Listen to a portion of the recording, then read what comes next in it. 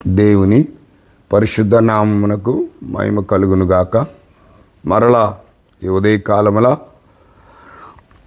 దేవుని యొక్క వాగ్దానమును జ్ఞాపకం చేసుకోవడానికి ప్రభు సన్నిధిలో మనం కూడుకున్న మహాకృపను బట్టి దేవునికే ఘనత మహిమ ప్రభావం కలుగునుగాక.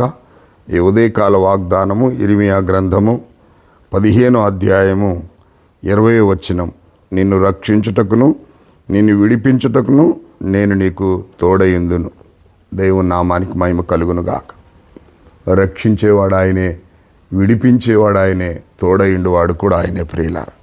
అందుకే 15వ అధ్యాయము 19వ వచనములో ఇలాగు రాయబడి ఉంది. కాబట్టి యెహోవా ఇలాగు సెలవిచ్చుచున్నాడు, నీవు నా తట్టు తిరిగిన ఎడల నీవు నా సన్నిధిని నిలిచినట్లు నేను తిరిగి రప్పింతును. ఏవి నీచములో ఏవి ఘనములో నీవు గుర్తుపట్టిన ఎడల నీవు నా నోటి వలె ఉందు. వారు నీ తట్టునకు తిరగవలను గాని నీవు వారి తట్టునకు తిరగకూడదు. దేవుని నామానికి మహిమ కలుగునుగాక.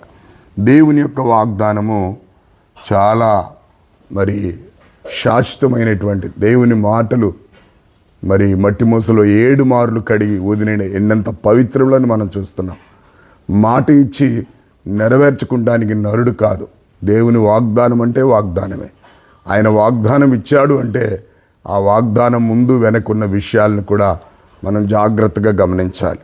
అందుకే ఇక్కడ చాలా చక్కగా అంటున్నాడు, నువ్వు ఏవి నీచములో ఏవి ఘనములో ఏవి శాశ్వతం గుర్తుపట్టాలి. నీవు వారు నీ తట్టు తిరగవలసిందే కానీ నీవు వారి తట్టు తిరగకూడదు అంటున్నాడు.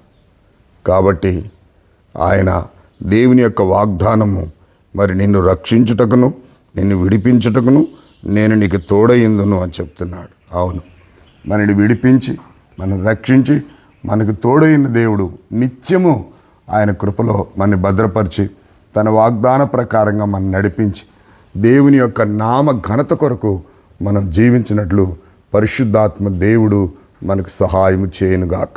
ప్రార్థన చేసుకుందాం. సకల ఆశీర్వాదములకు కారణభూతుడు అయిన మా తండ్రి, కృప కలిగిన మా యేసయ్య, జీవము గల మా తండ్రి, నీకు వందనాలు నాయనా. నేను రక్షించుటకును నేను విడిపించుటకును నీకు తోడయిందునని నీ వాగ్దానాన్ని బట్టి నీకు స్తోత్రములు. వాగ్దానము చేసిన వాడు నమ్మదగిన వాడని నీ గ్రంథంలో ఉంది. అవును ప్రభా, మేము నాయనా నీ వాగ్దాన ప్రకారంగా జీవించినప్పుడు ప్రతి వాగ్దానం మా జీవితంలో ఇచ్చి ముందుకు నడిపించి అన్ని విధములుగా ఆశీర్వదించి ప్రతి కీడుకు దూరముగా ఉంచి నీ నామ ఘనత కొరకు మేము జీవించినట్లు మీ కృపచేత నింపి నీ మహిమ కొరకు వాడుకుంటూ రమ్మని యేసుక్రీస్తు నామములో అడిగి వేడుకొనుచున్నాను తండ్రి, ఆమేన్. దేవుని పరిశుద్ధ నామమునకు మహిమ కలుగునుగాక.